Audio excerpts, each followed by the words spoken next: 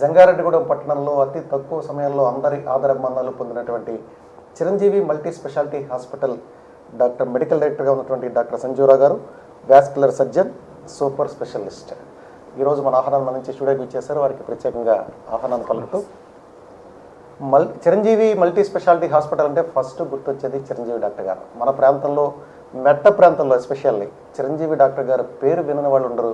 ప్రభుత్వ ఆసుపత్రి సూపరింటెండెంట్గా అనేక మంది పేద ప్రజల ఆరోగ్య విషయంలో అనేక సేవలు అందించి ప్రతి ఒక్కరి మనసుల్లో నిలిచిపోయినటువంటి చిరంజీవి గారు మన మధ్య లేకపోవడం చాలా దురదృష్టకరమైనటువంటి విషయంగా భావిస్తూ, మరి అటువంటి మహానుభావుడి ఆశయాలను నిలపడానికి వారి పిల్లలు జంగారెడ్డిగూడెం పట్టణంలో ఒక అద్భుతమైనటువంటి హాస్పిటల్ని ఏర్పాటు చేసుకొని, కోవిడ్ సమయంలో ఎస్పెషల్లీ ఈ మధ్య కాలంలో ప్రతి ఒక్కరం కూడా భయకంపితులైనటువంటి పరిస్థితి సెకండ్ వేవ్ చూసాం, కరోనా సెకండ్ వేవ్. ఈ క్రమంలో మొదటి కరోనా సమయానికి సెకండ్ వేవ్ వచ్చే సమయానికి ఎన్నో తేడాలు. ఫస్ట్ వేవ్ని మనం ఎలా ఎదుర్కొంటామని భయపడుతున్నప్పటికీ ఎలా వచ్చి ఎలా వెళ్ళిపోయినా తెలియని పరిస్థితి. కానీ సెకండ్ వేవ్ ఏముంటుందిలే అని అనుకుంటే అందరి హృదయాల్లో ఒక భయాన్ని మిగిల్చి ఎప్పటికీ కొద్దిగా తగ్గుబాటు పడుతున్నటువంటి తరుణం. ఇటువంటి క్రమంలో రోజు రోజుకి అనేక విషయాలు వెలుగు చూస్తున్నాయి. ఈరోజు తగ్గిపోయిందిలే అని అనుకుంటే మరుసటి రోజు మరొక ఉపద్రవం వచ్చి పడుతుంది. ఇటువంటి క్రమంలో మెడికల్ నాలెడ్జ్ అనేది ప్రతి ఒక్కరికి తప్పనిసరి పరిస్థితి అయింది. దాని గురించి తెలుసుకోవడం, దీనికి సంబంధించినటువంటి ఏ సందేహాలు ఉన్నప్పటికీ నేరుగా లైవ్లో డాక్టర్ గారితో మాట్లాడుతూ మనకున్నటువంటి సందేహాలను నివృత్తి చేసుకోవడం కోసం హలో డాక్టర్ కార్యక్రమాన్ని సిటీ కేబుల్ మీకోసం ఏర్పాటు చేయడం జరిగింది. మీరు డాక్టర్ గారితో నేరుగా మాట్లాడాలి అని అంటే 08821223922 నెంబర్కి కాల్ చేయడం ద్వారా డాక్టర్ గారితో నేరుగా మాట్లాడడానికి అవకాశం ఉంటుంది. ముందుగా డాక్టర్ గారు మీకు మరొకసారి సాదర స్వాగతం పలుకుతాం. ప్రస్తుతం కరోనా చాలా పాండమిక్ స్టేజ్. సెకండ్ వేవ్ ఇలా ఉంటుందని ఏ ఒక్కరం కూడా ఊహించుందాం. ఇటువంటి పరిస్థితుల్లో ప్రజలందరూ కూడా ఒక భయకంపితులైనటువంటి తరుణంలో చిరంజీవి హాస్పిటల్స్ ప్రత్యేకించి ఈ మెట్ట ప్రాంతంలో కరోనాకి గుర్తింపు కలిగినటువంటి హాస్పిటల్గా ఉండి అనేక క్రిటికల్ కేసులు మీరు డీల్ చేశారు.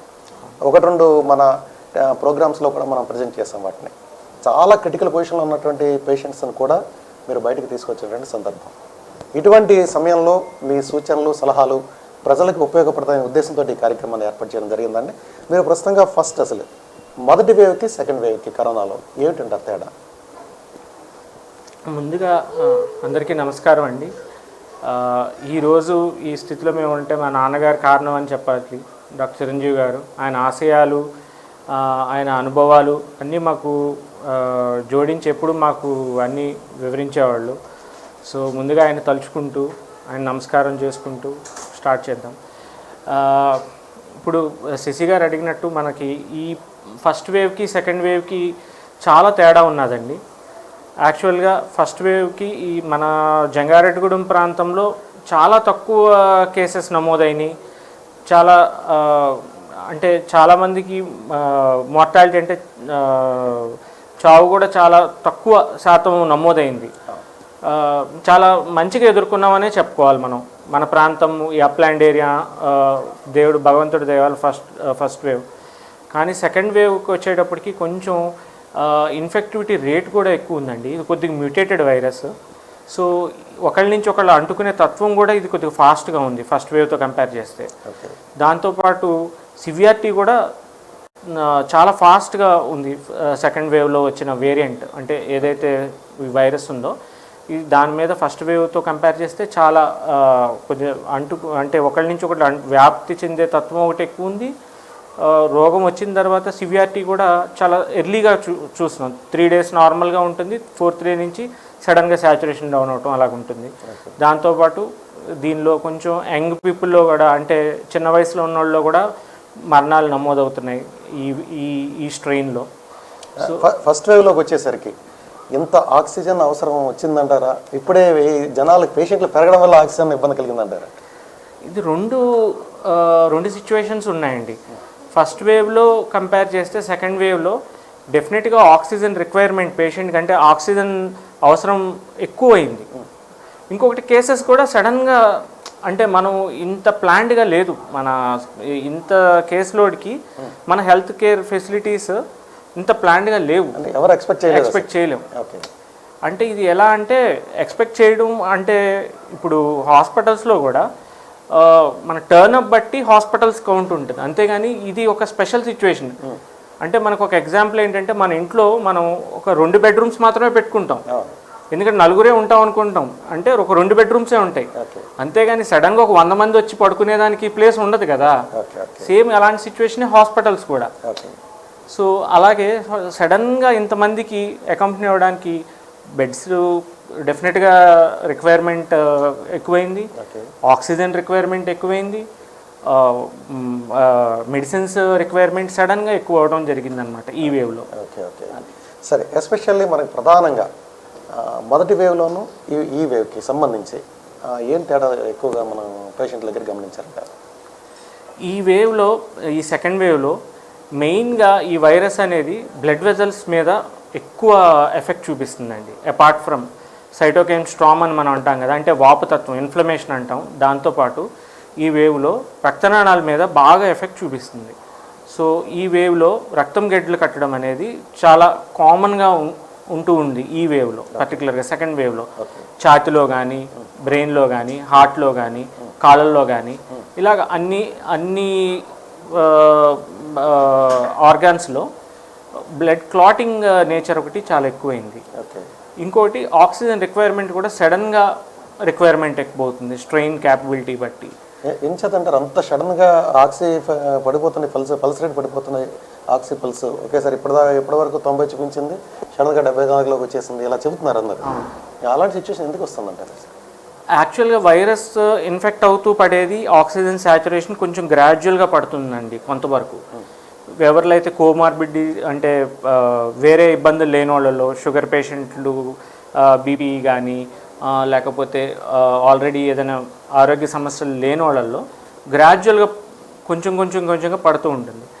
ఎవరిలో అయితే సడన్గా నిన్నటి వరకు 95 ఉండి ఈరోజు 60కి పడిపోయింది, లేకపోతే 40కి పడిపోయింది అన్న కేసెస్లో మనం ఫస్ట్ సస్పెక్ట్ చేయాల్సింది లంగ్లో బ్లడ్ క్లాట్ అయిందా అనేది మనకు ఒక డెఫినెట్గా ఒక డౌట్ రావాల్సి ఉంటుంది.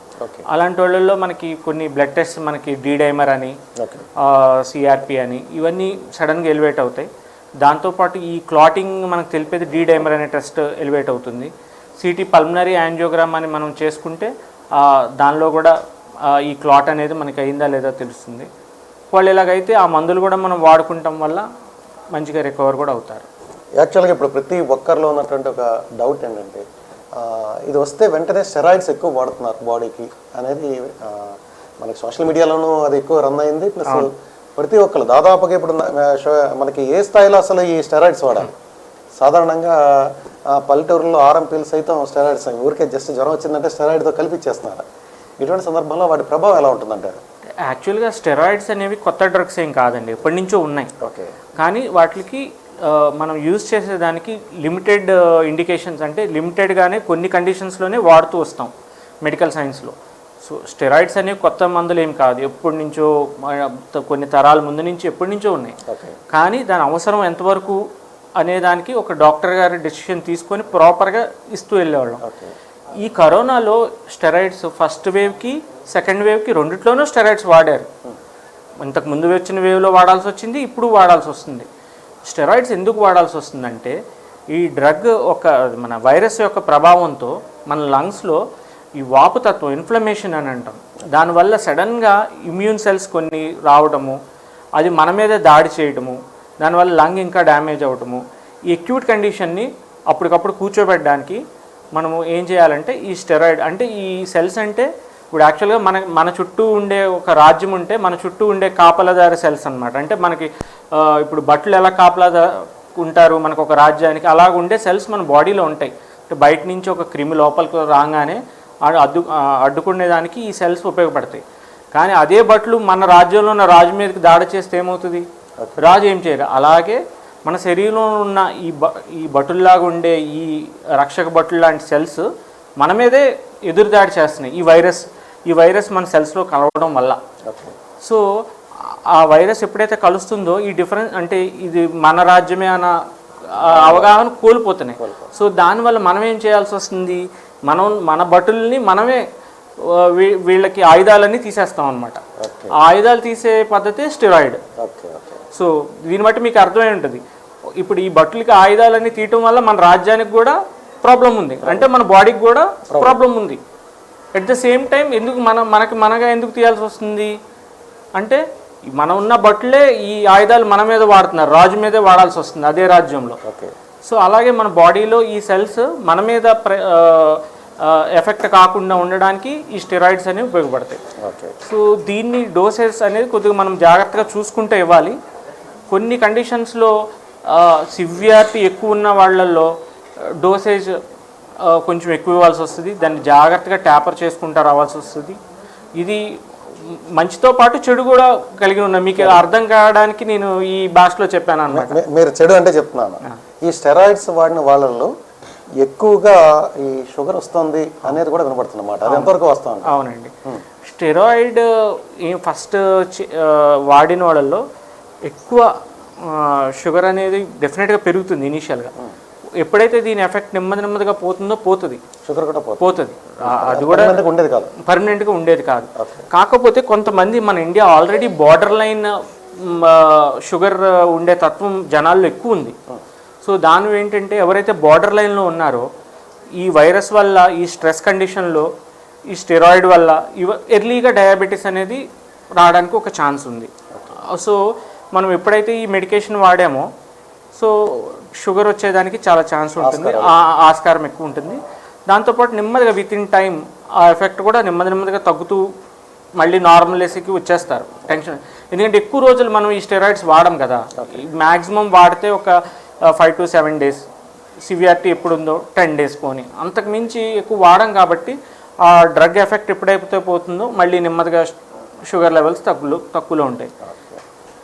ఎవరైతే రిస్క్లో ఉంటారో వాళ్ళలో మాత్రం షుగర్ లెవెల్ కొంచెం హై లెవెల్లో మెయింటైన్ అవ్వాలి, దానికి మందులు వాడుకోవాలి. ఒక కాలర్ లైన్లో ఉన్నారని వారి లైన్లో తీసుకుందాం. హలో హలో, నమస్తే అండి, ఎక్కడి నుంచి మాట్లాడుతున్నారు, మీ పేరు?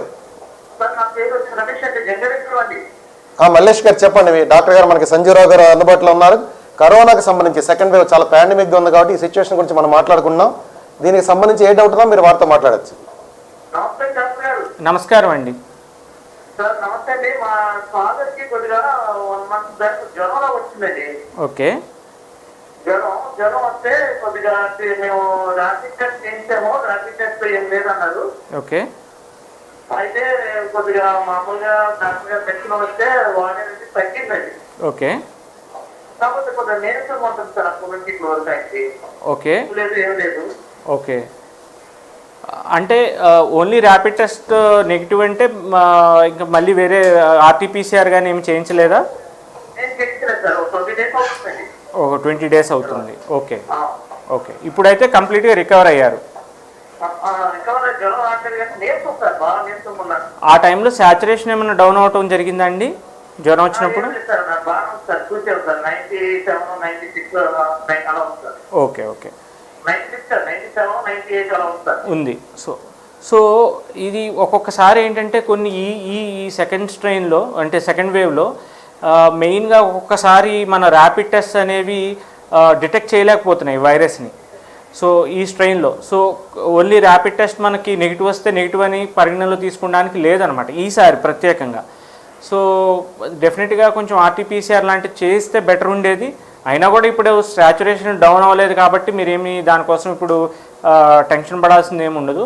కొంచెం నీరసం అది ఉంది కాబట్టి ఈ నీరసం అది తగ్గడానికి ఒక అట్లీస్ట్ ఒక 1 or 2 months పడుతుందండి. ఇది చాలా కామన్గా ప్రతి ఒక్కళ్ళు ఎవరైతే కోవిడ్ వచ్చి రికవర్ అవుతున్నారో వాళ్ళల్లో, వైరల్ ఫీవర్స్ వచ్చి రికవర్ అవుతారు వాళ్ళల్లో, ఆర్ ఎనీ వ్యాధి వచ్చి రికవర్ అవుతున్న దానిలో ఇది డెఫినెట్గా ఉంటుంది. దీనిలో మనం తీసుకోవాల్సింది కొంచెం మల్టీవిటమిన్ ట్యాబ్లెట్స్ లాంటివి వాడచ్చండి. ఇంకొకటి ప్రత్యేకంగా ఈ కణాలని శక్తి పెంచే ట్యాబ్లెట్స్ కూడా కొత్తగా వచ్చినాయి, మైటోకాండ్రియల్ ట్యాబ్లెట్స్ కూడా వచ్చినాయి. దీనికి ఆ ట్యాబ్లెట్స్ కూడా వాడితే మీకు కొంచెం బెటర్గా ఉంటుందండి. అండ్ దీనికోసం మీరు ఎక్కువ కంగారు కూడా పడాల్సిన అవసరం లేదు. స్లోలీ విత్ ఇన్ టైం నార్మల్గా డైట్ మంచిగా తీసుకున్న ప్రోటీన్ డైట్ తీసుకుంటే అది కూడా విత్ ఇన్ టైం మీరు స్లోగా రికవర్ అవుతారు. మల్లేష్ గారు, right sir, thank you for your calling. Thank you. ఆ ట్యాబ్లెట్స్ మన దగ్గర అవైలబుల్గా ఉన్నాయి. మీరు కావాలంటే హాస్పిటల్కి వచ్చినప్పుడు తప్పనిసరిగా అవి మీకు అందుబాటు చేస్తాం. ఓకే. మల్లేష్ గారు చెప్పిన 100% రైట్. చాలామంది రోగుల్లో చెప్పడం ఏంటంటే వచ్చి తగ్గినప్పటికీ చాలా నీరసంగా ఉంది, అదేవిధంగా మీరు అన్నట్టుగా ఈ ఊపిరితిత్తులు సమస్య వచ్చిన వాళ్ళకి ఇంకా వాళ్ళ సిచ్యువేషన్ మరీ దారుణంగా ఉందనే పరిస్థితి వినపడుతూ ఉంది. ఇలాంటి పరిస్థితుల్లో ఈ ఊపిరితిత్తుల సమస్యల మీద ఎటువంటి జాగ్రత్తలు తీసుకోవాలంటారు? అసలు అది ఏ సిచ్యువేషన్లో ఉంటే వాళ్ళకి ఆ పొజిషన్ ఉంటుంది? ఫస్ట్ అండి, అసలు ఈ వేవ్లో మనం జయించాము అన్న మాట మనం వచ్చిందంటేనే చాలా గుండె ధైర్యము, మనోధైర్యం ఉన్న వాళ్ళు డెఫినెట్గా అయి ఉండాలి. ఓకే, అదే చాలా పార్ట్ ఆఫ్ ది ట్రీట్మెంట్ అనమాట ఈసారి. సో ఈసారి సిచ్యువేషన్స్ చూసుకొని ఒక్కొక్కరు టెన్షన్ ఎక్కువై కూడా చాలామందికి ఆరోగ్య సమస్యలు మొదలవటం అనేది చాలా చూస్తాం. హార్ట్ రేట్ ఊరినే పెరిగిపోవటం ఇలాంటివన్నీ చాలా కామన్గా చూస్తున్నాం. మెయిన్ అందరూ ఈ ఒకసారి కోలుకున్న తర్వాత లేకపోతే వచ్చినప్పటికి కూడా ధైర్యంగా ఉండడం అనేది ఫస్ట్ థింగ్ అండి. చాలా మనోధైర్యంతో ఉండాలి, మనోనిబ్బరంతో ఉండాలి. ఊరికే కంగారు పడిపోకుండా నెక్స్ట్ స్టెప్ ఏం చేయాలి, దీనికి మనకి సైన్స్ అనేది ఒకటి ఉంది. ఆ సైన్స్ ప్రకారం మన డాక్టర్స్ ఉన్నారు, మనం ఆ డాక్టర్స్ దగ్గర అప్రోచ్ అయితే మనకి ట్రీట్మెంట్ ఉంది, దీనికి ట్రీట్మెంట్ జరుగుతుంది. చాలామంది మంచిగా కోలుకున్న వాళ్ళు చాలామంది ఉన్నారు, చాలా సివియర్ అయ్యి మన ఊరు వాళ్ళే కోలుకున్న వాళ్ళు చాలామంది ఉన్నారు. ఎస్పెషల్లీ ఈ సందర్భం కాబట్టి ఇప్పుడు మనం మాట్లాడుకోవాలి. దాదాపుగా చాలా సివియర్ స్టేజ్లో ఉన్నటువంటి పరిస్థితి మన టీవీలో ప్రసారం చేస్తాం. అవును, దాదాపు 20 పాయింట్ల వరకు వెళ్ళిపోయి కూడా రికవరీ అయినటువంటి పరిస్థితి మనం ప్రసారం చేస్తాం. అవును. మరి ఇటువంటి సందర్భాల్లో కొంతమంది తక్కువ పాయింట్ ఉన్నా చనిపోతున్నారు, అంత సివియర్ పొజిషన్లో ఉన్న వాళ్ళు కూడా మనం హాస్పిటల్లో బతుకున్నారు. అవును. ఏంటంటారు వాళ్ళకి తేడా? మెయిన్ అదే అండి, వాళ్ళు ధైర్యంగా ఇప్పుడు ఒక ఎగ్జాంపుల్స్ 2 చెప్తాను నేను. ఒక మన ఊరి వాస్తవ్యులే 20 పాయింట్స్ వాళ్ళకి, అంటే 25కి 20 CT/CVRT స్కోర్ అనమాట. అంటే ఆల్మోస్ట్ ఒక 80 to 90% లంగ్ ఇన్వాల్వ్ అయినట్టు. ఆ సిచ్యువేషన్లో వాళ్ళు కొంచెం ఒక అడుగు నడవంగానే 55 అలా సాచురేషన్ పడిపోతుంది. అలాంటి సిచ్యువేషన్లో కూడా మంచిగా రికవర్ అయ్యి మంచిగా వెళ్తున్నారు. సో దానికి కారణం ఏంటంటే ఫస్ట్ వాళ్ళు చాలా మనోధైర్యంతో ఉండడం, వాళ్ళు ట్రీట్మెంట్కి కోఆపరేటివ్గా ఉండడం. పేషెంట్ కూడా మనం అయ్యో డాక్టర్ గారు మనకి చెప్పారంటే 100% మనం బాగవుతామనే ఫస్ట్ ఒక ధైర్యం, కాన్ఫిడెన్స్. దాంతోపాటు కరెక్ట్గా ట్రీట్మెంట్ కూడా మనం ఇచ్చిన ప్రోటోకాల్స్ అన్ని కరెక్ట్గా వాడడం, దీని మీద చాలా డిపెండెంట్ అవుతుందండి ఈసారి ట్రీట్మెంట్. సో అలాగే కొంతమంది పేషెంట్స్ ఎవరైతే ఇంకా ఎక్కువ టెన్షన్ పడిపోయి ఊరినే వాళ్ళలో హార్ట్ రేట్ పెరగడము, స్ట్రెయిన్ ఎక్కువైనా కొంచెం స్ట్రెయిన్ అయినా కూడా సాచురేషన్ లెవెల్స్ తగ్గిపోవడము అవుతున్న వాళ్ళలో కొంచెం ఇబ్బందులు అవుతున్నాయండి. సో మెయిన్ పేషెంట్ ఫస్ట్ మనకి ఎవరైతే ఈ వచ్చిన వాళ్ళు మనోధైర్యం కోల్పోకుండా దీనికి మనకి మంచిగా అవుతాము, ఇంటికి వెళ్తాము అనే ధైర్యంగా ఉన్న వాళ్ళల్లో చాలా మంచిగా అయ్యి మంచిగా రికవర్ అయ్యి వెళ్తున్నారు. చాలా ఎగ్జాంపుల్స్ మనం చూస్తాం. చాలా మంది నేను ఇందాక చెప్పినట్టు CT/CVRT 20తో వాళ్ళ వివరాలు చెప్పే ముందు ఒక కాలర్ లైన్ ఉన్నారు ఒకసారి. హలో, నమస్తే అండి. మీ పేరు ఎక్కడి నుంచి మాట్లాడుతున్నారు? శ్రీనివాస్ గారు చెప్పండి. డాక్టర్ గారు సంజీవ్ రావు గారు మనకి లైన్లో ఉన్నారు. కరోనా మీద మనం చర్చించుకుంటున్నాం. కరోనాకి సంబంధించి ఏ డౌట్ ఉన్నా మీరు క్లారిఫై చేసుకోవచ్చు. చెప్పండి. నమస్తే అండి.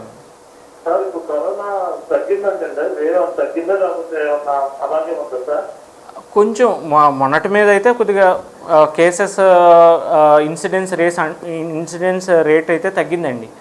అంటే కొత్త కేసెస్ వచ్చే థర్డ్ వేవ్ అనేది థర్డ్ వేవ్ అనేది పీడియాట్రిక్ వేవ్ అంటున్నారు. అంటే పీడియాట్రిక్ అండ్ కొంచెం ఇంకా యంగ్ జనరేషన్ పీపుల్లో కూడా వచ్చేదాన్ని థర్డ్ వేవ్ అని అంటున్నాం అనమాట. కొన్ని ఏరియాస్లో అంటే కొద్దిగా మహారాష్ట్ర అలాంటి ప్రదేశాల్లో కొంతమంది పిల్లలకి ఇన్ఫెక్షన్ అవుతుంది అని చూసాం. కానీ ప్రాపర్గా మన ఇంకా ఆంధ్ర తెలంగాణలో ఈ మన తెలుగు ప్రజల్లోకి ఇంకా థర్డ్ వేవ్ అనేది అయితే ఇప్పుడు ప్రస్తుతానికైతే లేదండి. కానీ చెప్పలేము, మనకు సెకండ్ వేవ్ మనం ఎలాగా అనుకున్నామో థర్డ్ వేవ్ కూడా వచ్చే ఛాన్సెస్ అయితే లేకపోలేదు.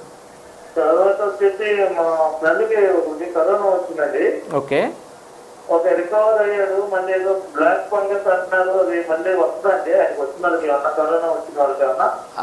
అవునండి, బ్లాక్ ఫంగస్ అనేది మ్యూకర్మైకోసిస్ అనేది ఒక ఫంగస్ అనమాట. అది వైరస్ ఏం కాదు. ఈ ఫంగస్ అనేది యాక్చువల్గా ఎప్పటి నుంచో ఉంది. ఎవరిలో వస్తుందంటే ఎవరిలో అయితే ఇందాక నేను ఒక ఎగ్జాంపుల్ చెప్పాను కదా, మన భటులు ఇప్పుడు ఇందాక ఏం చేసాం, మనం కొన్ని మందులు వాడి మన రోగనిరోధక శక్తి మనమే తగ్గించుకుంటున్నాం. ఎందుకని? ఈ వైరస్ నుంచి తట్టుకునేదానికి. సో అంటే మన రాజ్యంలో ఉన్న మన భటులను మనమే ఆయుధాలు లేకుండా చేసుకుంటున్నాం ఈ మందులు వాడడం వల్ల.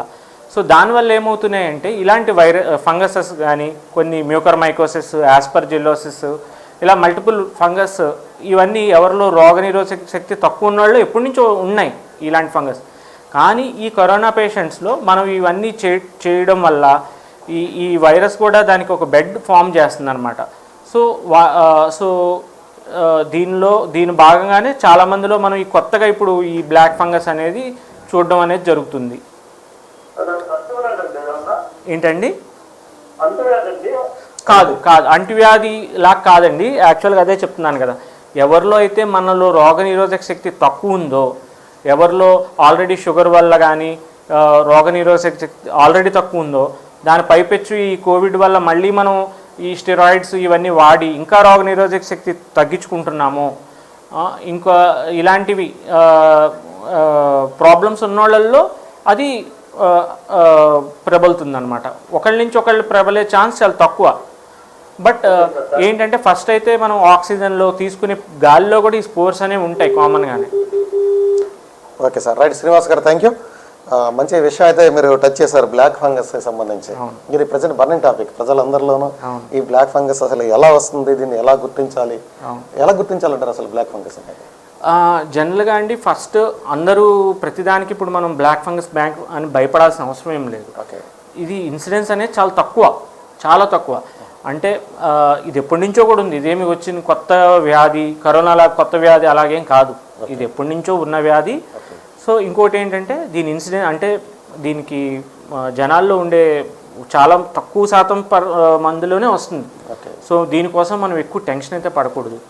సో ఇది ఎవరిలో వస్తుంది అనే దానికి ఫస్ట్ నేను ఇందాక చెప్పినట్టే, ఎవరిలో అయితే రోగనిరోధక శక్తి తక్కువ ఉందో ఈ స్టెరాయిడ్స్ వాడడము, ఆక్సిజన్ మీద ఎక్కువ నెసెసిటీ రావడము, వీళ్ళల్లో కొంచెం డెఫినెట్గా బ్లాక్ ఫంగస్ వచ్చే అవకాశం ఉంది. డెఫినెట్గా వచ్చేస్తుంది అనే టెన్షన్ మాత్రం పడద్దు ఎవరు. దీన్ని మొదట్లోనే గుర్తించాలి అంటే ఎలా?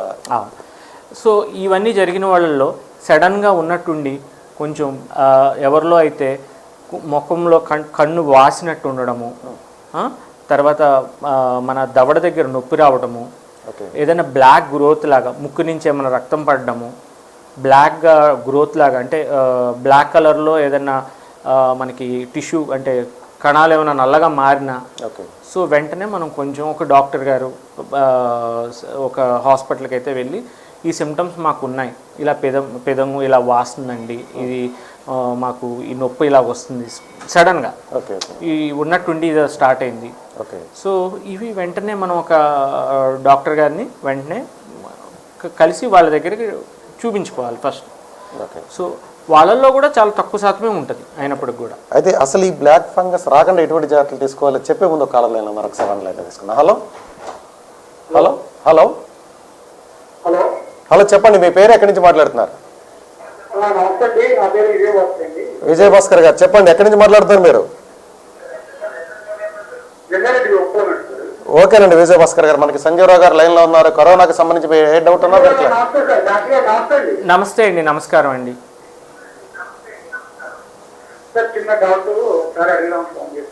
చెప్పండి. కోవిషీల్డ్ సెకండ్ డోస్ కూడా వేసుకుని ఉంటారు. ఓకే. అయినా సరే మనకి కరోనా పాజిటివ్ వస్తుంది కదా?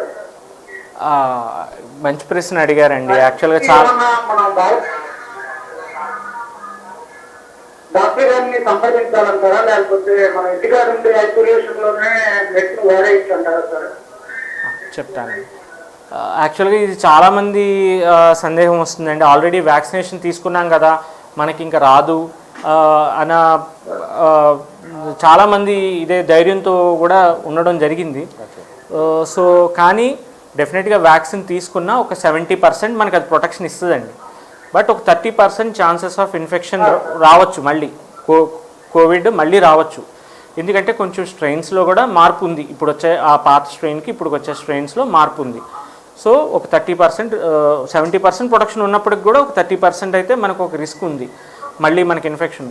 వచ్చిన వాళ్ళల్లో ఏమవుతుందంటే ఈ వచ్చిన వాళ్ళల్లో వ్యాధి తీవ్రత కాస్త డైరెక్ట్గా ఇప్పుడు మీరు వ్యాక్సిన్ తీసుకోకుండా ఉన్న వాళ్ళకి వ్యాక్సిన్ తీసుకున్న వాళ్ళకి వ్యాధి తీవ్రత కాస్త తగ్గుతుంది.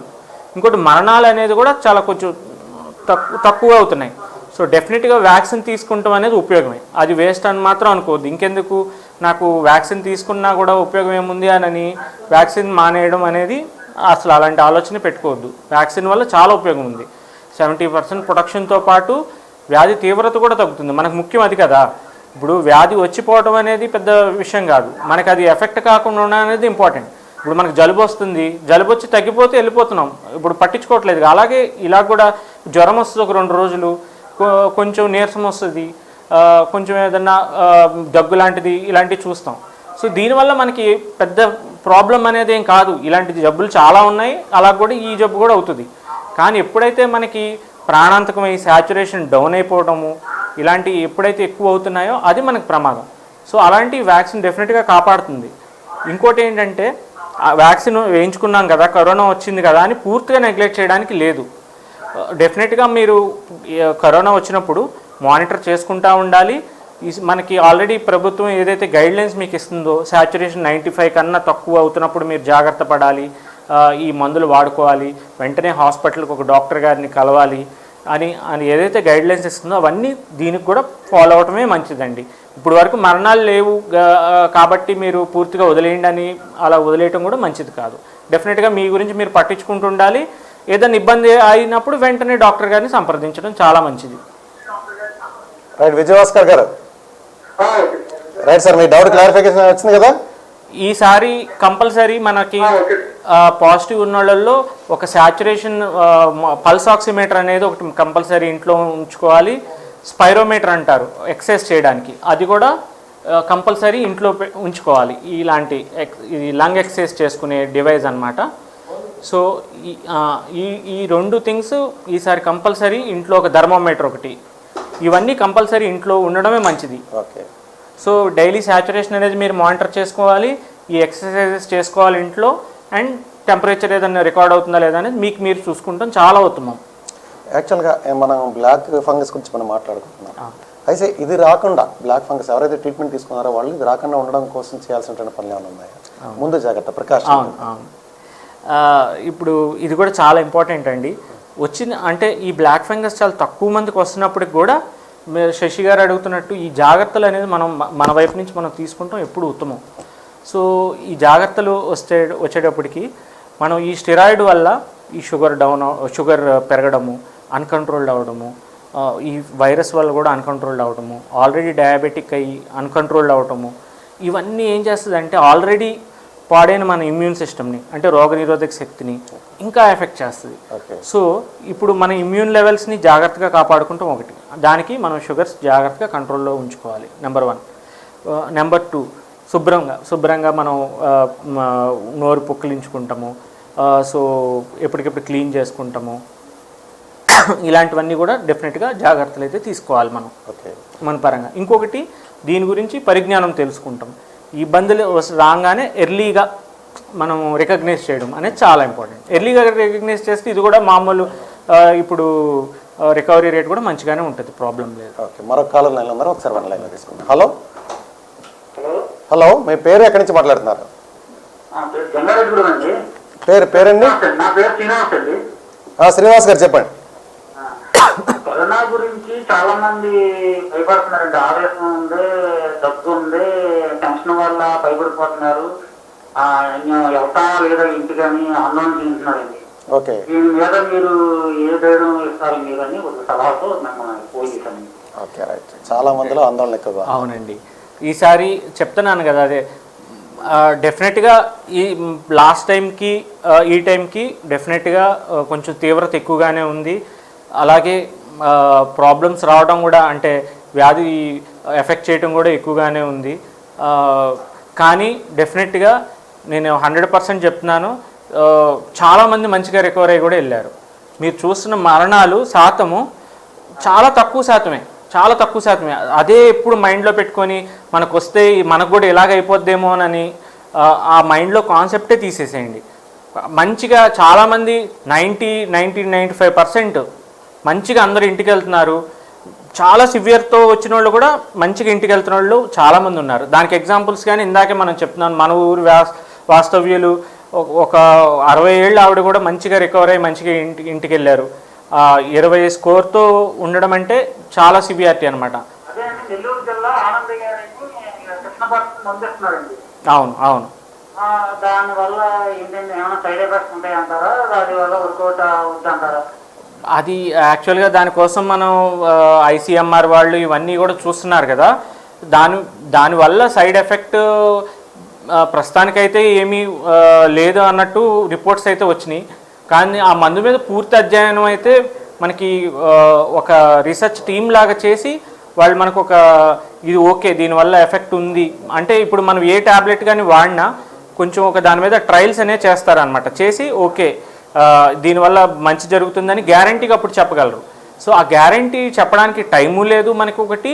ఇంకోటి ఏంటంటే దానికి తగ్గట్ట ప్రక్రియలు కూడా ఇప్పుడు వెంటనే అయితే అవ్వవు.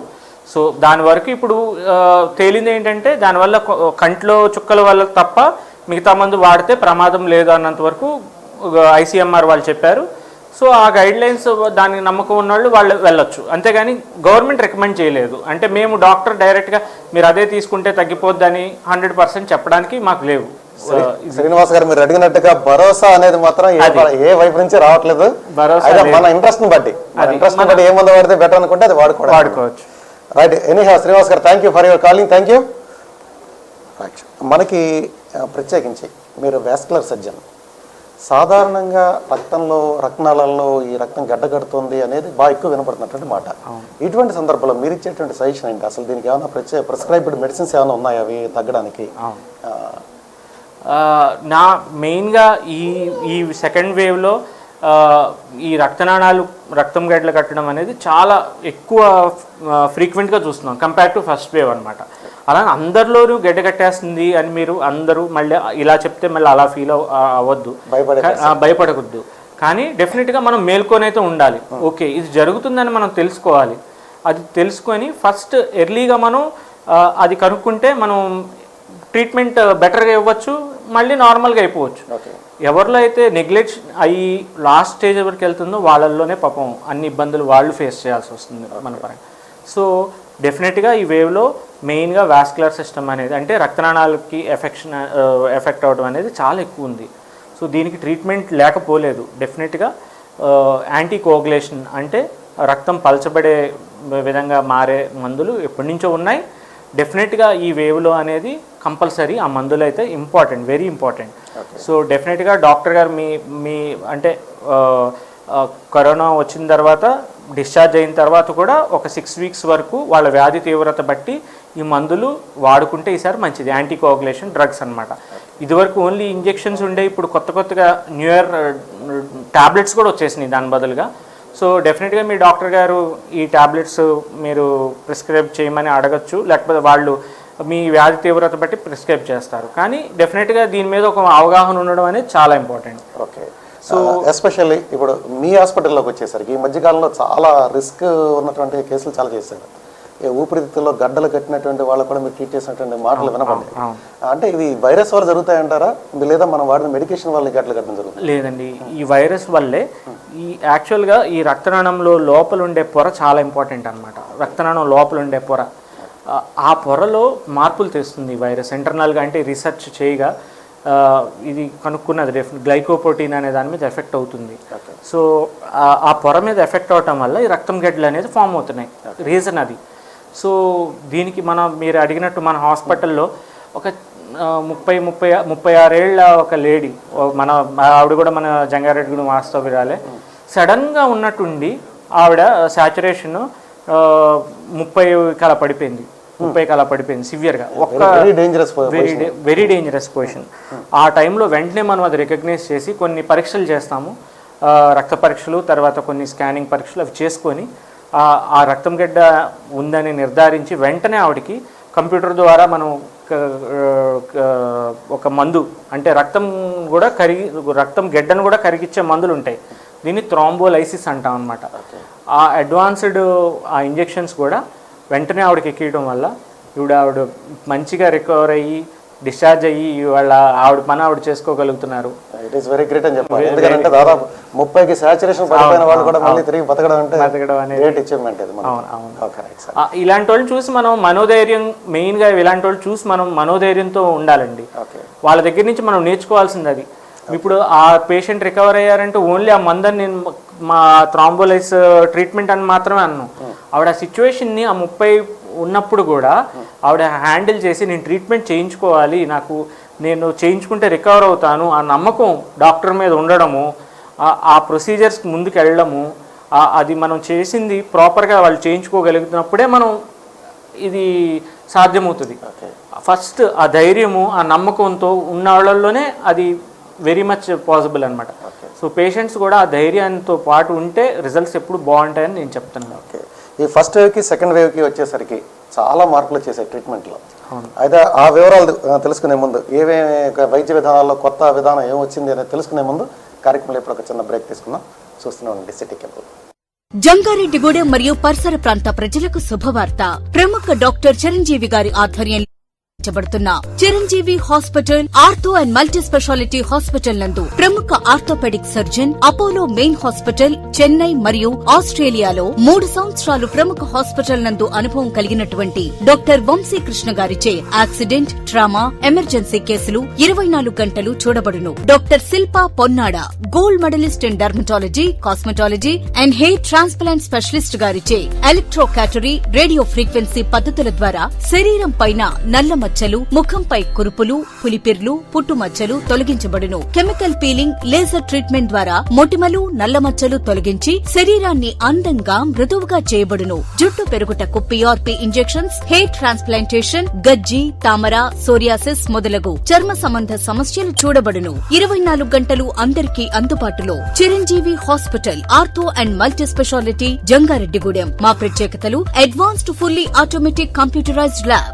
ICU, వెంటిలేటర్ మరియు advanced monitors, laminar antibacterial and antiviral operation theatres, fluoroscopy మరియు CR, ENT, మైక్రోస్కోపీ మరియు laparoscopy facility, dialysis facility, AC special rooms, digital x ray and mobile x ray, arthroscopy మరియు ఫార్మసీ సేవలు 24 గంటలు అందుబాటులో ఉండును. వివరాలకు సంప్రదించండి. చిరంజీవి హాస్పిటల్ ఆర్థో మరియు మల్టీ స్పెషాలిటీ సేవలు head post office road, bus stand వద్ద, జంగారెడ్డిగూడెం. ఫోన్ నంబర్స్ 9577104108 మరియు 08821225555.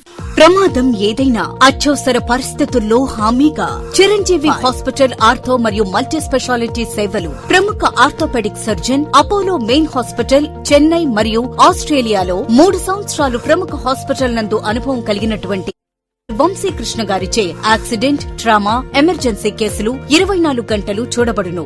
ఆర్థ్రోస్కోపీ, కీహోల్ శస్త్రచికిత్స ద్వారా ACL లిగ్మెంట్ సరిచేయుట, గూడు జారిన వారికి సరిచేయబడును. అన్ని రకాల కీళ్ల మార్పిడి ఆపరేషన్స్ మరియు తుంటి మార్పిడి ఆపరేషన్స్, వెన్నెముక ఆపరేషన్స్, విరిగిన ఎముకలు, అతకని ఎముకలు, వంకర కాళ్లు, చేతులు, దీర్ఘకాలిక నడుం నొప్పి, మడమ నొప్పి, మెడ నొప్పి మరియు వెన్నెముక సమస్యలకు అత్యాధునిక వైద్య సేవలు అందించబడును. అంతేకాకుండా వాస్కులర్ మరియు జనరల్ సర్జరీ విభాగం నందు doctor Sanjeeva Rao vascular and general surgeon మరియు మెడికల్ డైరెక్టర్ గారి పర్యవేక్షణలో నరాల ఉబ్బులకు లేజర్ ద్వారా చికిత్స, డయాబెటిక్ ఫుట్, బోధకాలు, కాళ్లలో రక్త ప్రసరణ తొలగిపోవుట, లేజర్ ద్వారా మొలలు, ఫిస్టులా, హెర్నియా, హైడ్రోసిల్, 24 గంటల కడుపు నొప్పి మొదలైన వ్యాధులకు అత్యాధునిక చికిత్స మరియు లాప్రోస్కోపీ ద్వారా ఆపరేషన్స్ చేయబడును. ENT విభాగం నందు డాక్టర్ చిరంజీవి మరియు డాక్టర్ K. రాజేష్ గార్లచే గొంతులో కాయలు కుట్టు లేకుండా తొలగించుట, వినికిడి సమస్యలకు అత్యాధునిక చికిత్సలు, చెవిలో నొప్పి, చీముకారుట,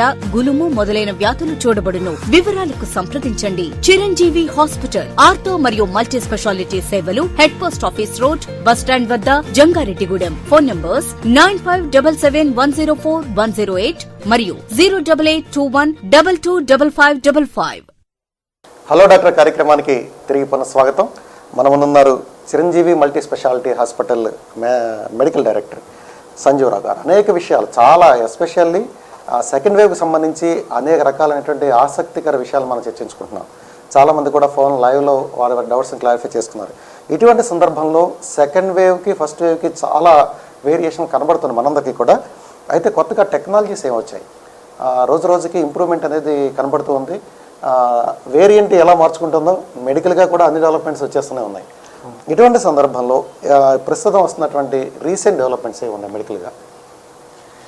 ఇందా నుంచి మనం అనుకున్నట్టు డెఫినెట్గా ఫస్ట్ వేవ్ నుంచి సెకండ్ వేవ్లో కొన్ని మెడికల్గా కూడా మనకి ఇంప్రూవ్మెంట్స్ చాలా జరిగినాయండి. అది కూడా దాంతో కూడా మనం ధైర్యం పెంచుకోవాలి డెఫినెట్గా. ఇదివరకు ఇంత బ్లడ్ క్లాట్స్ లేవు కాబట్టి యాంటీకోగులేషన్ అంటే రక్తం పలచబడే మందులు ఇంత ఎక్కువగా వాడాల్సిన అవసరం ఉండేది కాదు. ఇప్పుడు ఫస్ట్ నుంచి కూడా డెఫినెట్గా పెడుతున్నాం రక్తం పలచబడే. అయినప్పటికీ కూడా రక్తం గడ్డ కట్టినప్పటికీ ఆ రక్తం గడ్డను కూడా తీసే ప్రక్రియలు చాలా అందుబాటులో ఉన్నాయి ఇప్పుడు మనకి. ఏంటంటే ఒక మందుల ద్వారా అంటే థ్రాంబోలైసిస్ అంటాం. ఈ థ్రాంబోలైసిస్ అనేది ఈ డ్రగ్గే రక్తం గడ్డను కరిగిచ్చేస్తుంది. ఒక స్పెషల్ డ్రగ్ అనేది ఎక్కిస్తాము, అది కంప్యూటర్ ద్వారా ఎక్కిస్తాము, కంటిన్యూస్ ఇన్ఫ్యూజన్ ద్వారా సిడిటి అనేది కూడా చేసుకుంటాము. సో అదొకటి. ఇంకొకటి వచ్చేసి ఇప్పుడు మనకి ఏదో ట్రంప్ గారు వాడారు చూడండి, మోనోక్లోనల్ యాంటీబాడీస్ అంటాం. అంటే ఈ ఎవరైతే మైల్డ్ టు మోడరేట్ సివియారిటీ ఉందో ఎర్లీగా ప్రజెంట్ అయిన వాళ్ళలో ఈ మోనోక్లోనల్ యాంటీబాడీస్ అనేవి కూడా మనకి ఇప్పుడు అందుబాటులోకి వస్తున్నాయి. డెఫినెట్గా ఆ ప్రక్రియను కూడా మనం చిరంజీవి హాస్పిటల్స్లో కూడా తెప్పిస్తున్నాము. ఇంకో 2DG అని మన ఇండియన్ గవర్నమెంట్ వాళ్ళు డిఆర్డీ వాళ్ళు ఏదైతే మనకి ఇప్పుడు అందుబాటులో ఉందో అది ఏంటంటే ఆక్సిజన్ డిమాండ్ని కూడా తగ్గిస్తుంది లంగ్స్ మీద. సో ఆ డ్రగ్ కూడా మనకి అవైలబుల్గా. అంటే ఈ 2DG అనేది చాలా ఆశాకరణ అని చెప్తున్నారు, అన్ని చోట్ల మీడియాలో పబ్లిసిటీ బాగా ఎక్కువ ఇచ్చారు. అంటే ఆశించినంత ఫలితం దీని నుంచి మనం ఎక్స్పెక్ట్ చేయొచ్చు అంటారా? డెఫినెట్గా అండి. అంటే కొన్ని సెంటర్స్లో, హైదరాబాద్లో లాంటి సెంటర్స్లో, ఢిల్లీలో అలాంటి చాలా సెంటర్స్లో దీన్ని యూజ్ అయితే చేశారు. రిజల్ట్స్ కూడా బాగున్నాయని చెప్తున్నారు డాక్టర్స్. ఇంకా మనం లైవ్లో ఇంకా ఎక్కువ అవైలబిలిటీ, ఎందుకంటే న్యూగా వచ్చిన డ్రగ్ కాబట్టి దీని అవైలబిలిటీ చాలా తక్కువ ఉంది. ఆ డ్రగ్ కూడా మనకి అవైలబుల్గా వాడితే మనం కూడా మన ఊరి ప్రాంతం వాళ్ళకు కూడా డెఫినెట్గా ఇలాంటి అధునాతమైన మందులు కానీ ఇలాంటి చికిత్సా పద్ధతులు కానీ ఇలాంటి ఇప్పుడు ఈ రక్తం గడ్డలు లోపల నుంచి తీయాలంటే బెలూన్ ద్వారా కూడా తీస్తామన్నమాట. ఇందాక స్క్రీన్ మీద మీరు చూస్తూ ఉంటుంటారు, రక్తం గడ్డ కంప్లీట్గా కాళ్ళలో పైనుంచి కింద వరకు ఉన్న వాళ్ళలో కూడా మనం ఆ రక్తం గడ్డ తీసి కాపాడుతున్నాం. సో అలాంటి అన్ని ఫెసిలిటీస్ కూడా మనకి మన హాస్పిటల్లో అందుబాటు చేస్తున్నాము. సో మన ఊరు ప్రాంతం వాళ్ళకి అలాంటివి కూడా అన్ని అందుబాటులో తేడానికి మేము సాయశక్తిలో ప్రయత్నిస్తున్నాం. ఇంకా 2DG అనేది ఇంకా కొన్ని సెంటర్స్లోనే ఇచ్చారు వాళ్ళు ట్రయల్ కింద. సో మేము దానికి కూడా అప్లై చేయడం జరుగుతుంది. సో వాళ్ళు కూడా ఏమాత్రం ఛాన్స్ ఉన్నా ఫస్ట్ ఇంకా విజయవాడ వాటి కన్నా మన ఊరిలోనే ఫస్ట్ ఇంకా వచ్చే ఛాన్సెస్ కూడా ఉన్నాయి. ఈ 2DG ఒకటి, మోనోక్లోనల్ యాంటీబాడీస్ అవి కూడా ఆశాజనకంగానే ఉన్నాయి.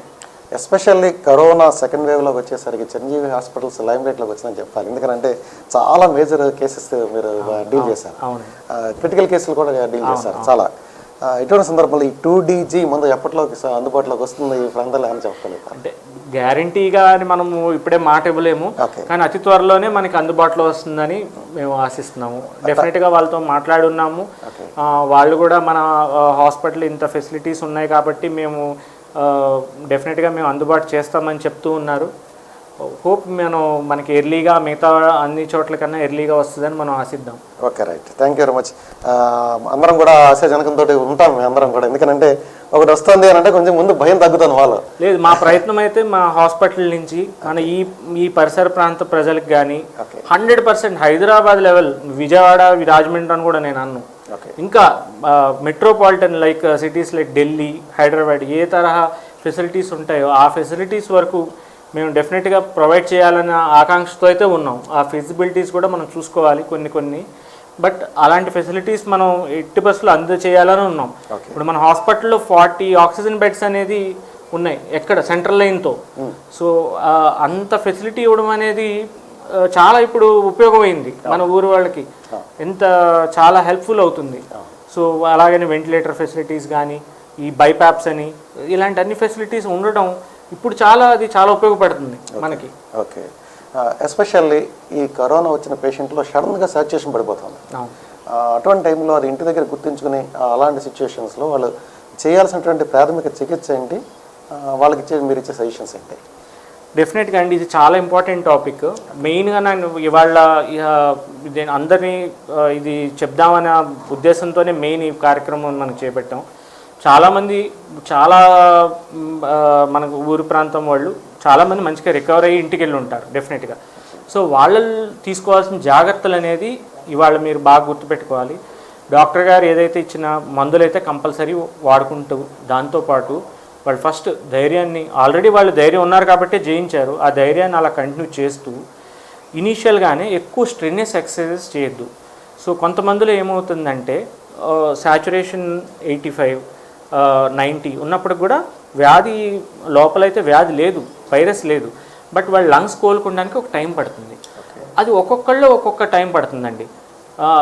చాలామంది పేషెంట్స్ నన్ను అడుగుతూ ఉంటారు, డాక్టర్ గారు నాకు ఎంత టైం పడుతుంది, మళ్ళీ నేను 99 సాచురేషన్కి వచ్చేయడానికి ఎంత టైం పడుతుంది అని అడుగుతారు. అది పేషెంట్ టు పేషెంట్ డెఫినెట్గా మారుతుంది. కామన్గా 15 డేస్ నుంచి 2 నెలల వరకు ఈ టైం అయితే పడుతుంది. మళ్ళీ మీరు అంతా పూర్తిగా నార్మల్ అవుతారు, చక్కగా మీ పనులు మీరు అన్నీ చేసుకుంటారు. మీరు ధైర్యం అయితే ఫస్ట్ కోల్పోద్ది, అయ్యో నాకు ఇంకా నార్మల్ సాచురేషన్ రావట్లేదు కదా, వ్యాధి తగ్గిపోయింది కదా, హాస్పిటల్ నుంచి ఇంటికి వచ్చాను కదా అని ధైర్యం అయితే కోల్పోవాల్సిన అవసరం లేదు. డెఫినెట్గా మళ్ళీ మీరు నార్మల్ వస్తారు. ఎవరు 1 or 2%లోనే లంగ్ ట్రాన్స్ప్లాంటేషను ఇలాంటివి చేయించుకోవాల్సిన అవసరం వస్తుంది. అందరిలో లంగ్ ట్రాన్స్ప్లాంటేషను అంత అవసరం పడట్లేదు. వెరీ రేర్ సిచ్యువేషన్స్, కంప్లీట్గా డ్యామేజ్ అయిన వాళ్ళలోనే లంగ్ ట్రాన్స్ప్లాంటేషన్ లాంటి ప్రక్రియకి వెళ్ళాల్సిన అవసరం వస్తుంది. సో మిగతా వాళ్ళల్లో విత్ ఇన్ టైం స్లోగా డెఫినెట్గా రికవర్ అవుతారు, మళ్ళీ నార్మల్కి వస్తారు. ఈ లోపల మీరు చేయాల్సింది ఏంటంటే, డాక్టర్ గారు ఇచ్చిన మెడిసిన్స్ కంపల్సరీ ఎక్కడ ఆపద్దు. యాంటీకోగులేషన్ కంపల్సరీగా జాగ్రత్త తీసుకోవాలి, మల్టీవిటమిన్స్ జాగ్రత్త తీసుకోవాలి, అండ్ షుగర్. మనం ఈ చాలా మందిలో ఇప్పుడు షుగర్ అన్కంట్రోల్ అవుతుందండి. డెఫినెట్గా షుగర్ అనేది మళ్ళీ జాగ్రత్తగా నెమ్మదిగా కంట్రోల్కి తెచ్చుకుంటూ ఉండాలి. అవసరమైతే ఇన్సులిన్ తీసుకున్నా తప్పులేదు, నేను ఇన్సులిన్ తీసుకుంటున్నాను, నేను ఎప్పటికీ ఇలాగే ఇన్సులిన్ తీసుకోవాల్సి వస్తుందేమో అవన్నీ భయాలు వదిలేసి ఫస్ట్ అయితే షుగర్ కంట్రోల్కి అయితే తెచ్చుకోండి. సో దాంతోపాటు మిగతా మల్టీవిటమిన్ ట్యాబ్లెట్స్ కొన్ని మనకి శక్తినివ్వడానికి ట్యాబ్లెట్స్ కూడా మీరు హెల్ప్ చేసుకోవచ్చు. మన ఇంట్లో కూడా డైటరీగా కూడా డైట్ ద్వారా కూడా కొంచెం మనకి హెల్ప్ అయ్యేటట్టు చూసుకోవాలి. దీంతోపాటు కొన్ని కంపల్సరీ ఎక్సర్సైజెస్ అనేది చేసుకుంటే చాలా బాగుంటుందండి. బ్రీతింగ్కి లంగ్స్ ఇంప్రూవ్మెంట్కి బ్రీతింగ్కి ఎక్సర్సైజెస్ అనేది చాలా ఇంపార్టెంట్. ఈ ఎక్సర్సైజెస్ వచ్చేటప్పటికి కొన్ని సింపుల్ ఎక్సర్సైజెస్ ఉన్నాయి. మీరు ఈ ఎక్సర్సైజ్ చేయాలి అని అంటే మామూలు ఎక్సర్సైజ్ ఏమో అనే ఫీలింగ్లో కొంతమంది ఉండిపోతున్నారు. ఎక్సర్సైజ్ చేయాలి ఇంటికి వెళ్ళిన తర్వాత అని అంటే బ్రీతింగ్ ఎక్సర్సైజ్కి మామూలు ఎక్సర్సైజ్ చాలా డిఫరెన్స్ ఉంది. బట్ మామూలు ఎక్సర్సైజ్ అయితే చేయకూడదు, శారీరకంగా ఉన్నటువంటి. ఇనీషియల్గానే స్ట్రెన్యస్ ఎక్సర్సైజెస్ వద్దండి. సాచురేషన్ ఎవరిలో అయితే 90 డౌన్ కన్నా తక్కువ ఉన్న వాళ్ళలో ఇంటికి వెళ్ళంగానే హెవీ ఎక్సర్సైజెస్ చేయొద్దు. ఫస్ట్ నెమ్మదిగా మైల్డ్ ఎక్సర్సైజెస్, ఇంట్లోనే కొంచెం నడవడము అంతే, అలాంటివే చేయండి. ఒకేసారి స్ట్రెన్యస్ ఎక్సర్సైజెస్ చేస్తే లంగ్ మీద బర్డెన్ పడి ఇంకా కొంచెం ప్రమాదమయ్యే ఛాన్సెస్ ఉంటాయి. సో స్ట్రెన్యస్ ఎక్సర్సైజెస్ కానీ వర్క్స్ కానీ కొంచెం హాల్ట్ ఇవ్వండి, కొంతకాలం ఆపండి. నెమ్మదిగా స్లోగా మామూలు నార్మల్ ఎక్సర్సైజెస్తో నెమ్మదిగా గ్రాడ్యువల్గా ఇంప్రూవ్మెంట్ చేసుకుంటూ రావాలి ఎక్సర్సైజెస్ పార్ట్కి వస్తే.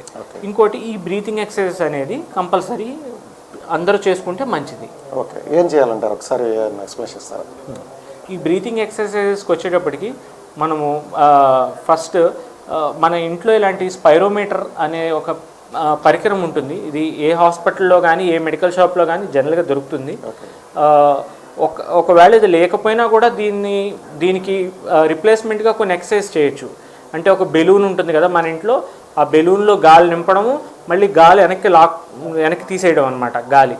సో అలాగా ఆ ఎక్సర్సైజెస్ అలా కూడా చేయొచ్చు. ఈ పరికరం తీసుకుంటాం, ఇది పెద్ద ఖరీదు కూడా ఏమి ఉండదు, అన్ని చోట్ల అందుబాటులో ఉండే పరికరమే. దీనిలో ఈ 2 balls ఉన్నాయి కదా, ఈ 2 balls-ని రేస్ చేయడం చాలా కొంతవరకు డెఫినెట్గా అవుతుంది. ఈ 3rd ball వరకు కూడా రేస్ చేయగలిగితే చాలా మంచిది. కానీ ఇనిషియల్గానే 3 balls రేస్ చేద్దామని ఒకేసారి ఎక్కువ ఇబ్బంది కూడా పెట్టద్దు. నేను అదే చెప్తున్నాను, గ్రాడ్యువల్ 1 by 1 మీకు టైం దొరికినప్పుడల్లా 1 ball నుంచి 2 ball, 2 ball నుంచి స్లోగా 3 balls కూడా పైకి ఎక్సర్సైజ్ చేసేటట్టు మనం చేసుకోవాలి. ఇంట్రెస్టింగ్గా కూడా ఉంటుంది. అండ్ గ్రాడ్యువల్గా చేసుకోవాలి. ఒకే రోజు నేను అంతా చేసేద్దామన్న ఆతృత కూడా మంచిది కాదు. అదొకటి. నెంబర్ 2, ఇంకోటి, వాళ్ళు నార్మల్గా కూర్చున్నప్పుడు కూడా కాస్త నిటారుగా కూర్చొని ముక్కు ద్వారా ఫుల్గా ఊపిరి లోపలికి తీసుకొని వాళ్ళు ఎంతసేపు అయితే ఒక 10 seconds కానీ అలాగా ఊపిరిని ఉంచి బిగపట్టి ఊపిరి లోపల ఉంచి నోటి ద్వారా బయటకు వదిలేస్తే ఆ లంగ్ ఇంప్రూవ్మెంట్కి కూడా అది తోడ్పడుతుంది అనమాట. అది చాలా సింపుల్. ముక్కు ద్వారా గాలి తీసుకుంటారు, నోటి ద్వారా గాలి బయటకు వదిలేస్తారు స్లోగా. సో ఈ ఎక్సర్సైజ్ అంటే ఒక క్యాండిల్ని ఆర్పుతున్నప్పుడు మనం చేస్తాం కదా, ఒక కొవ్వొత్తిని ఎలా ఆర్పుతాం మనం నోటి ద్వారా గాలి ఊది బుగ్గలతో అలాగా మనం ఈ గాలిని బయటకు ఊది మనం ఎక్సర్సైజ్ అనేది చాలా హెల్ప్ఫుల్ అవుతుంది. తర్వాత పడుకుంటాం కూడా, పడుకునే భంగిమల్లో కూడా కొంత ఇబ్బంది ఉంటుంది అని పేషెంట్స్ అంటున్నారు. ఇబ్బంది ఒకటి, పడుకునేది కూడా మనం నార్మల్గా ఈ టైంలో లంగ్ ఇంప్రూవ్మెంట్ అవ్వడానికి మనం లెఫ్ట్ సైడ్కి తిరిగి పడుకుంటాం కూడా హెల్ప్ చేస్తుంది, ఒక దిండు పెట్టుకొని తల దగ్గర. ఇది కరోనా ఇన్ఫెక్షన్ ఉన్నప్పుడు ఇది హెల్ప్ చేస్తుంది, తగ్గిన తర్వాత కూడా చాలా వరకు హెల్ప్ చేస్తుంది అనమాట. సో లెఫ్ట్ సైడెడ్గా కాస్త తిరిగి పడుకుంటాము. పాస్చర్, స్లీపింగ్ పాస్చర్, కొంచెం కొన్ని ఎక్సర్సైజెస్ కూడా ఇంకో ఉన్నాయి. ఏంటంటే మనకి ఏదైనా సపోర్ట్ తీసుకొని దీని మీదకి ఇలా ముందుకు వంగి గాలిని ఎప్పుడైతే బయటకు వదులుతున్నామో లంగ్కి కూడా కంప్రెస్ అయ్యే కెపాసిటీ పెరుగుతుంది అనమాట. ఇవి చిన్న చిట్కాలు, ఇంట్లో మనం అందరం చేసుకునే చిట్కాలు, ఇలా గ్రాడ్యువల్గా చేసుకుంటాం వల్ల డెఫినెట్గా హెల్ప్ అవుతుంది. Okay, right. ఫైనల్గా చివరిగా ఈ సెకండ్ వేవ్ తట్టుకునేందుకు గాను ప్రజల కింద ఒక మా విజయభాస్కర్ గారు ఎవరో ఒక చిన్న మాట అడిగారు, మాకు ఏం భరోసా ఇస్తున్నారని, మా భయం పోగొట్టడం కోసం ఏం చేస్తే మేము బాగుంటుంది అనేది, వాళ్ళ ఆహారపు అలవాట్లు కానీ లేదా వాళ్ళు ఉండాల్సినటువంటి వాతావరణం కానీ, ఫైనల్గా వాళ్ళు ఏం చేస్తే ఈ కరోనా నుంచి కొంచెం దూరంగా ఉండేటువంటి ఆస్కారం ఉంది, ఫైనల్గా మీ సజెషన్? ఒకటి, మనకి ఎప్పటి నుంచో తెలిసిన జాగ్రత్తలు అన్నీ అవే, మాస్క్ వాడడము, సోషల్ డిస్టెన్సింగ్, ఇవన్నీ మనకి డెఫినెట్గా ఈ పాటికి ప్రజల్లోకి అయితే వెళ్ళి ఉండాలి. నేను అవి మళ్ళీ చెప్పి వాళ్ళకి బోర్ కొట్టించడం నాకు ఇప్పుడు ఇష్టం లేదు. అలాంటివన్నీ డెఫినెట్గా ఫాలో అవుదాము. దాంతో వీలైనంత వరకు వ్యాక్సినేషన్ ఏదైనా పర్లా, కోవాక్సినా, కోవిషీల్డా, లేకపోతే రష్యన్ వ్యాక్సినా అనే ఆలోచన లేకుండా ఏదో ఒక వ్యాక్సిన్ ఏది అవైలబుల్గా ఉంటే ఫస్ట్ అయితే చక్కగా అటు వ్యాక్సిన్ డోసేజ్ అయితే తీసుకుంటాము. 3, ఎర్లీగా డిటెక్ట్ చేసుకుంటాము. వెంటనే వాళ్ళకి ఎవరైనా పేషెంట్కి అనుమానం వస్తే వెంటనే నేను ఇది నార్మల్, ఈ సీజన్లో నార్మల్ అని అనుకోవద్దండి. డెఫినెట్గా ఫస్ట్ కరోనా అని అనుకొని ఆలోచిస్తేనే మీకు మంచి జరుగుతుంది. నార్మల్ అయినా మీరు కరోనా అనుకొని నార్మల్ అయినంత మాత్రాన్ని కూడా ఏం ప్రాబ్లం అవ్వదు. బట్ మీరు నార్మల్ అనుకొని కరోనా అయితేనే కొంచెం రిస్క్ ఉంటుంది. డెఫినెట్గా కొంచెం ఎర్లీగా కళ్ళు తెరవడం మనం. సో అయ్యో జ్వరం వచ్చింది, దగ్గు వస్తుంది, ఈ సిమ్టమ్స్ రాగానే మనం ఎర్లీగా ఒక శాచురేషన్, నేను చెప్పినట్టు ప్రతి ఇంట్లో ఒక శాచురేషన్ది ఒక టెంపరేచర్ ఉంచుకుంటే చాలా బెటర్, ఒక ఫ్యామిలీకి డెఫినెట్గా హెల్ప్ అవుతుంది. వెంటనే అలాగ వచ్చినప్పుడు శాచురేషన్ ఒకటి చూసుకుంటాము. నియర్ బై ఉన్న హాస్పిటల్లో rapid or RTPCR whatever చేసుకుంటాము. ఒక డాక్టర్ గారిని కలిస్తే మనం వాళ్ళు ఒక బెటర్ పాత్వే, వాళ్ళకు ఒక మార్గదర్శకం చేస్తారు డాక్టర్ గారు ఎర్లీగా. సో శాచురేషన్ డౌన్ అయినప్పుడు వెంటనే మనకి హాస్పిటల్కి ఎర్లీగా ఉంటే రిజల్ట్స్ డెఫినెట్గా బెటర్గా ఉన్నాయండి. పూర్తిగా మనకి ఎఫెక్ట్ అయిన తర్వాతకి ఎర్లీగా రావడంలో చాలా రిజల్ట్స్ మారుతున్నాయి. సో ఇలాంటి ఒకవేళ ప్రాబ్లం ఎక్కువ ఉన్నప్పటికి కూడా ఇలాంటి మనోధైర్యం కోల్పోకుండా పేషెంట్ వచ్చి డాక్టర్ గారు మేము ధైర్యంగా ఉన్నాము, మనకి ఏది అవైలబుల్గా ఉంటే అవి మంచి మందులు కానీ ఇవన్నీ వాడి ప్రక్రియలు కానీ వాడి మనం ముందుకెళ్తామని అనుకున్న వాళ్ళలో డెఫినెట్గా చాలా రిజల్ట్స్ చాలా బాగున్నాయి. నేను అది ఆ ధైర్యం ఉన్నప్పుడు మనం డెఫినెట్గా రిజల్ట్ వస్తుందని నేను చెప్తాను. డెఫినెట్గా thank you very much sir. ప్రత్యేకించి చూసారు కదండి, హలో డాక్టర్ కార్యక్రమంలో Chiranjeevi multi speciality hospital Jangareddygudem medical director doctor Sanjeev Rao garu అద్భుతమైనటువంటి ప్రికాషన్స్ మనకు చెప్పారు. ఫస్ట్ వేవ్ మనం చూసినప్పుడు మనం ఎప్పుడు కూడా అనుకోలేదు సెకండ్ వేవ్ ఎలా ఉంటుంది అని. మరి ఇంకా రాబోయే రోజుల్లో ఎలాంటి పరిస్థితులు ఎదుర్కోవాల్సి వస్తుందో అనుకునే ముందు మనలో మనోధైర్యం ఉండాలి. అంతకు మించి ప్రికాషనేటివ్గా అటు ప్రభుత్వం కానీ ఇటు డాక్టర్స్ కానీ ఏం చెబుతున్నారంటే మాస్క్ తీయద్దు. మనం ఇది సాధారణంగా చిన్న విషయంగా భావిస్తున్నాం మనందరం కూడా, కానీ మాస్క్ ధరించడం అనేది, అదేవిధంగా మంచి ఆహార నియమాలతోటి మన ఇంటి సాధ్యమైనంత వరకు మన ఫ్యామిలీతో మన ఇళ్లలో ఉండడం ద్వారా కొంతవరకు మనకి కరోనా కట్టడి చేసేందుకు అవకాశం ఉంటుంది. అయితే మరింత క్లిష్టతరమైనటువంటి పరిస్థితులు మనం ఫేస్ చేయకుండా ఉండడం కోసం ప్రతి ఒక్కరూ అవేర్నెస్తో ఉంటే మాత్రమే ఈ కరోనాను మనం జయించగలుగుతామలో ఏ సందేహం లేదు.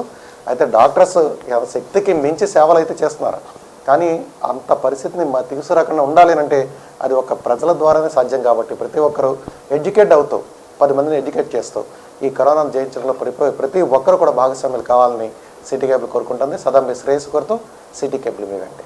Thank you.